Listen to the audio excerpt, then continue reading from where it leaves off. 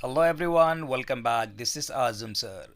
My dear student friends, आज का हमारा विषय रहेगा interrogative sentence into change the voice. Interrogative sentence से चेंज द वॉइस कैसे बनाए। ये चेंज द वॉइस का एक एडवांस लेवल होता है और ऑलमोस्ट हर एक स्टूडेंट इस एडवांस लेवल में प्रॉब्लम फेस करता है। So student, I have a guarantee, आप पूरा वीडियो को देखो, डेफिनेटली आप लोगों के सभी डाउट्स दूर हो जाएंगे। So we will start the video. So look at that, there are two types of voice. जैसे कि हमें पता है कि वॉइस के दो टाइप है, active voice and passive voice. But हमें इंट्रोगेटिव सेंटेंस से एक्टिव वॉइस और पैसिव वॉइस कैसे बनाना है, उसके लिए सबसे पहले हमें इन दोनों वॉइस के बारे में जानकर लेना होगा। एक्टिव वॉइस का आपको स्ट्रक्चर पता होना चाहिए, बिकॉज जब तक आप लोगों को इंट्रोगेटिव सेंटेंस का एक्टिव वॉइस कैसे रहेगा और पैसिव वॉइस कैसे रहेगा ये नहीं पता चलेगा, तब तक आप आंसर नहीं बना पाओगे। सो look at that, active voice का स्ट्रक्चर जान ले। बिकॉज एक्टिव वॉइस में सबसे पहले आप लोगों को डब्ल्यू एच वर्ड या हेल्पिंग वर्ब दिया जाएगा। आफ्टर दैट सब्जेक्ट रहेगा। वर्ब का कोई भी फॉर्म आ सकता है, यानी वर्ब का फर्स्ट, सेकेंड, थर्ड, आईएनजी और S E S form. After that object दिया जाएगा और सबसे लास्ट में यहाँ पर क्वेश्चन मार्क दिया जाएगा।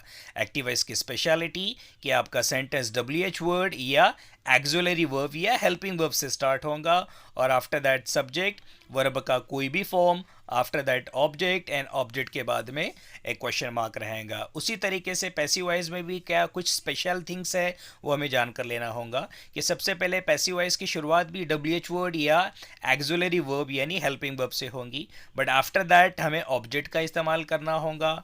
आफ्टर ऑब्जेक्ट वर्ब का कंपलसरी थर्ड फॉर्म लिया जाएगा, उसके बाद by preposition, after by preposition subject का चेंज और सबसे लास्ट में क्वेश्चन मार्क दिया जाएगा।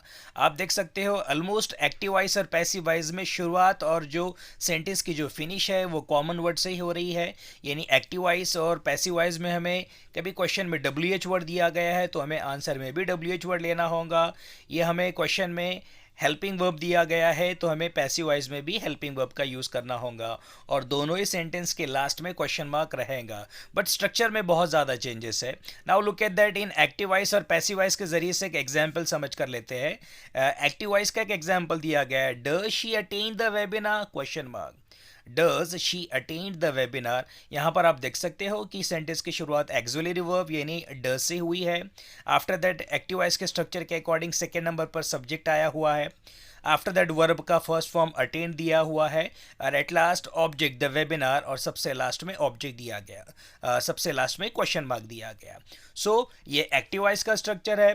पैसिव वॉइस बनाते वक्त कौन कौन से बदल किए जाते हैं, बदल तो हम बाद में जान कर लेंगे, बट स्ट्रक्चर के अकॉर्डिंग पैसिव वॉइस में कौन कौन से वर्ड होने चाहिए। सो लुक एट दैट, हमने आंसर की शुरुआत यहाँ पर अगेन एक्सुलरी वर्ब से की है, बिकॉज क्वेश्चन में एक्सुलरी वर्ब है, सो आंसर में भी एक्सुलरी वर्ब आएगा। आफ्टर दैट हमें ऑब्जेक्ट का इस्तेमाल करना है, सो द वेबिनार हमने ऑब्जेक्ट से आंसर की शुरुआत की।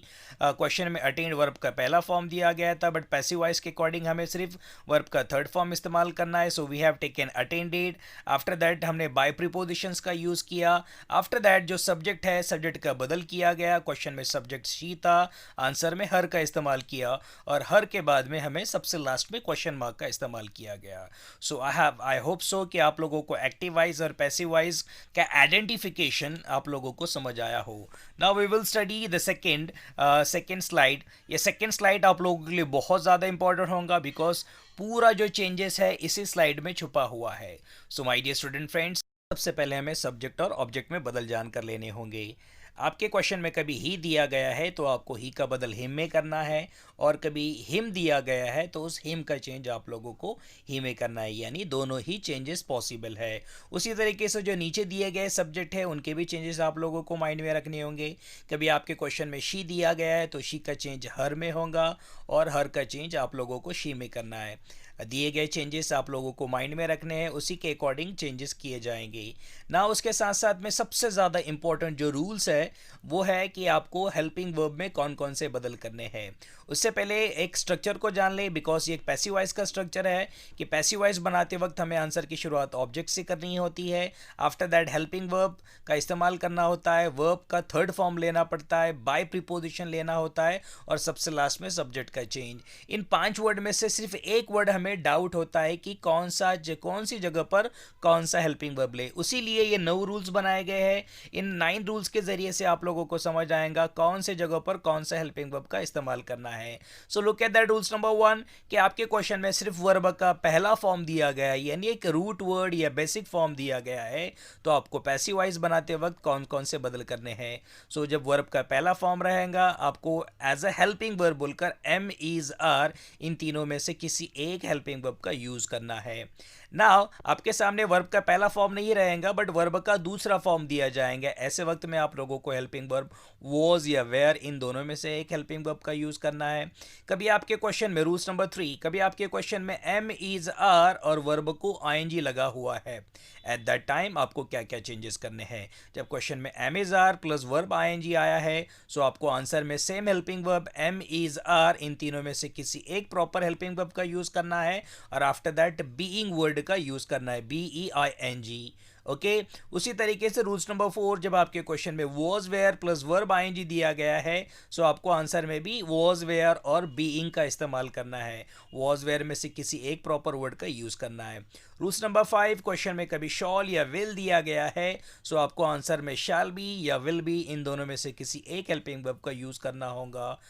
रूल्स नंबर 6, कभी आपके क्वेश्चन में हेल्पिंग वर्ब हैव या हैज़ दिया गया है सो आपको help as a answer as a passive voice change आपको हैव बीन या हैज़ बीन इन दोनों में से किसी एक हेल्पिंग वर्ब का प्रॉपर जगह पर प्रॉपर यूज़ करना होगा। रूल्स नंबर 7, क्वेश्चन में कभी हैड दिया गया है तो आंसर बनाते वक्त आपको हैड का चेंज हैड बिन में किया जाएगा। रूल्स नंबर 8, ये एक मॉडल एक्सुलरी हेल्पिंग वर्ब है। Can, could, may, must, might, should, would, ऐसे बहुत सारे हेल्पिंग वर्ब आ सकते हैं बट इनकी एक स्पेशलिटी जब भी ये क्वेश्चन में आ रहे हैं इनके आगे आपको वर्ब का पहला फॉर्म मिलेगा। सो रूल्स के अकॉर्डिंग जब आपको क्वेश्चन में can, could, may, must, might, should, would इनमें से कोई एक हेल्पिंग वर्ब आता है वही हेल्पिंग वर्ब आपको पैसिव वॉइस में लिखना है और उसके आगे बी का इस्तेमाल करना है। और 9th वन रूल्स के आपके क्वेश्चन की शुरुआत वर्ब और एट लास्ट ऑब्जेक्ट से की गई है, यानी ये कि इंपैरेटिव क्वेश्चन है सो आपका इसे चेंज द वॉइस बनाते वक्त आपको आंसर की शुरुआत लेट से करनी है। आफ्टर लेट ऑब्जेक्ट का इस्तेमाल किया जाएगा। ऑब्जेक्ट के बाद बी और बी के लास्ट में वर्ब का थर्ड फॉर्म लिया जाएगा। सो आई होप सो ये जो चेंजेस सब्जेक्ट और ऑब्जेक्ट में और हेल्पिंग वर्ब में बदल आप लोगों को समझ आए हैं। इन दो बदल्स के आधार पर हम कोई भी चेंजेस में बदल कर सकते हैं। नाउ लुक एट दैट, हम कुछ एग्जाम्पल्स और स्ट्रक्चर के जरिए से इंट्रोगेटिव सेंटेंस में चेंज द वॉइस कैसे बनाया जाए उसके जानकर लेते हैं। Look at that interrogative sentence, जो कि पहले आप लोगों को ये समझ कर लेना होगा कि इंट्रोगेटिव सेंटेंस के 2 टाइप होते हैं, एक वर्बल क्वेश्चन, दूसरा WH question. So look at that verbal question की स्पेशलिटी क्या होती है कि ऐसा क्वेश्चन जिसकी शुरुआत हेल्पिंग वर्ब या एक्सुलरी वर्ब से हो रही है और सबसे लास्ट में क्वेश्चन मार्क दिया गया है, ऐसे क्वेश्चन को हम वर्बल क्वेश्चन कहते हैं। उसी तरीके से WH क्वेश्चन की एक स्पेशलिटी और एक आइडेंटिफिकेशन ये होता है कि इसकी शुरुआत WH वर्ड से होंगी। For example how, what, where, how many, ऐसे वर्ड से शुरुआत होंगी और सबसे लास्ट में क्वेश्चन मार्क दिया जाएगा। ऐसे क्वेश्चन को WH क्वेश्चन कहा जाता है। सो लुक एट दैट, अब आपके सामने वर्बल क्वेश्चन दिया जा रहा है तो एक स्ट्रक्चर आप लोगों को फॉलो करना है। ये स्लाइड और ये स्ट्रक्चर आप लोगों के लिए बहुत ज़्यादा इंपॉर्टेंट होगा बिकॉज इसके ज़रिए से ही आप लोगों को बदल समझ में आएंगे। फॉर एग्जाम्पल के तौर पर अब आपके सामने एक्टिव वॉइस का स्ट्रक्चर किस तरीके से दिया जाएगा। सबसे पहले आपको एक हेल्पिंग वर्ब दिया जाएगा, आफ्टर दैट सब्जेक्ट रहेगा, वर्ब का कोई भी फॉर्म आ सकता है, आफ्टर दैट ऑब्जेक्ट और सबसे लास्ट में क्वेश्चन रहेगा। आप सभी को जब ऐसा एक्टिव वॉइस का स्ट्रक्चर दिखाई दे रहा है तो आपको आंसर बनाते वक्त यानी पैसिव वॉइस बनाते वक्त आंसर में कौन कौन से बदलाव करने हैं। सबसे पहले आंसर में भी हेल्पिंग वर्ब से आंसर की शुरुआत होगी। आफ्टर दैट हमें सब्जेक्ट ऑब्जेक्ट का अदला बदल करना है। क्वेश्चन में सब्जेक्ट लास्ट में था, आंसर में ऑब्जेक्ट सेकेंड नंबर पे आ चुका है। आफ्टर दैट वर्ब का थर्ड फॉर्म ही लेना है। आफ्टर वर्ब के थर्ड फॉर्म के बाद बाय प्रीपोजिशन, उसके बाद सब्जेक्ट का चेंज और सबसे लास्ट में क्वेश्चन मार्क दिया जाएगा। सो लुक एट दैट, इस वर्बल क्वेश्चंस के कुछ एग्जांपल्स के जरिए से हम लोग समझ कर लेते हैं। Did she recognise you, question mark, ये हम लोगों के लिए एक वर्बल क्वेश्चन या इंट्रोगेटिव सेंटेंस का क्वेश्चन दिया गया है। इसे हमें पैसिव वॉइस में बदल करना है। सो पहले तो ये जान कर ले कि जो स्ट्रक्चर दिया गया है उसके अकॉर्डिंग हमारा क्वेश्चन है। So look at that, did ये एक हेल्पिंग वर्ब है, शी ये एक सब्जेक्ट है, रिकॉग्नाइज ये वर्ब है, यू ऑब्जेक्ट है और लास्ट में क्वेश्चन मार्क, यानी एक्टिव वॉइस का क्वेश्चन और स्ट्रक्चर बोथ आर सेम। अभी हमें आंसर जो बनाना है पैसिव वॉइस के अकॉर्डिंग बनाना है।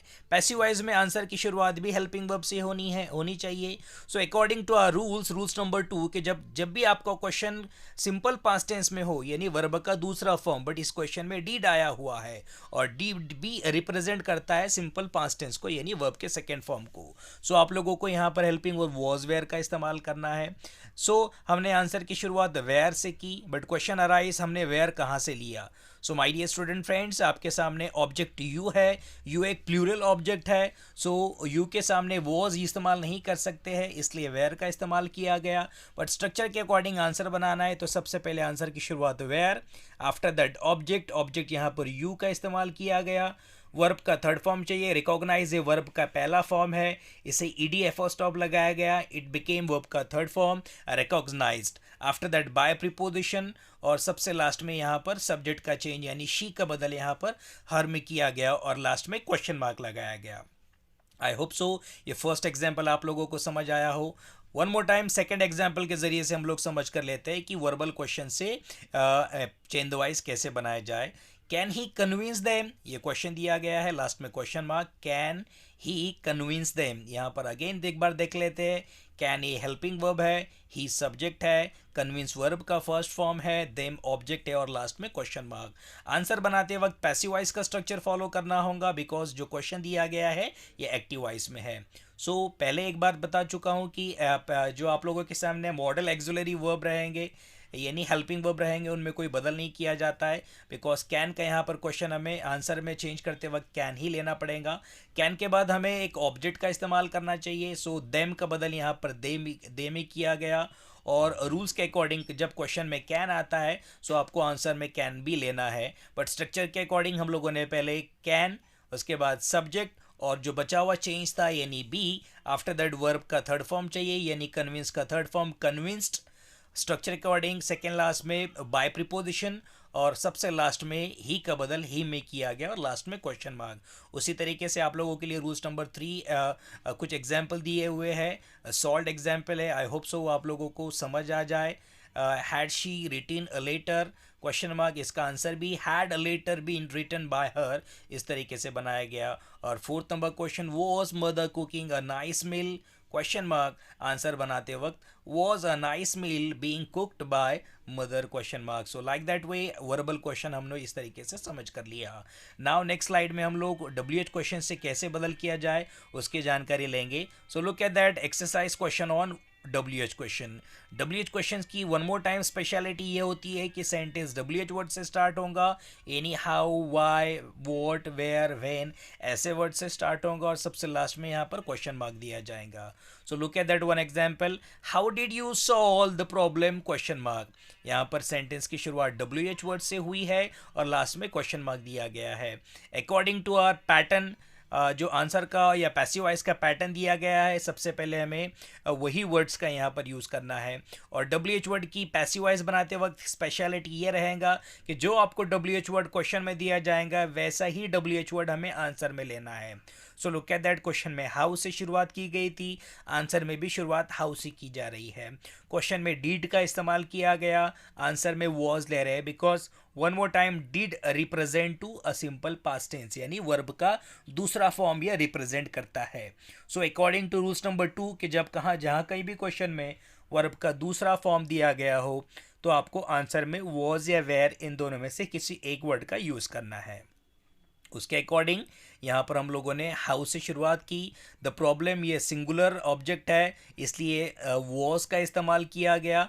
How was the problem, problem ये ऑब्जेक्ट है, स्ट्रक्चर के अकॉर्डिंग यूज़ किया गया। उसके बाद हमें वर्ब का थर्ड फॉर्म चाहिए, सॉल्व वर्ब का फर्स्ट फॉर्म था, इसे EDF स्टॉप लगाया, it became verb third form solve. उसके बाद में बाय प्रीपोजिशन और सबसे लास्ट में यू का चेंज ये यू में ही होता है और लास्ट में क्वेश्चन मार्क।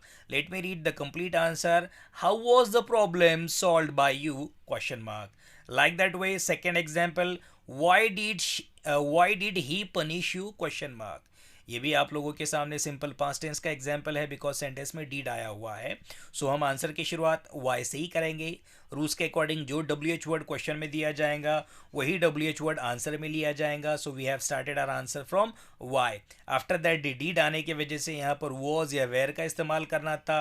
यू के सामने हेल्पिंग वर्ब वॉज का इस्तेमाल किया गया। Why was you punished by him, like that way we have completed change the wise। I hope so student ये आप लोगों को वीडियो पसंद आया हो। डेफिनेटली आपके कोई अगेन कोई डाउट्स है, प्रॉब्लम्स है, डेफिनेटली आप मुझे मैसेज करके या कमेंट बॉक्स में मैसेज करके आप आपके डाउट्स या आपका फीडबैक शेयर कर सकते हो। थैंक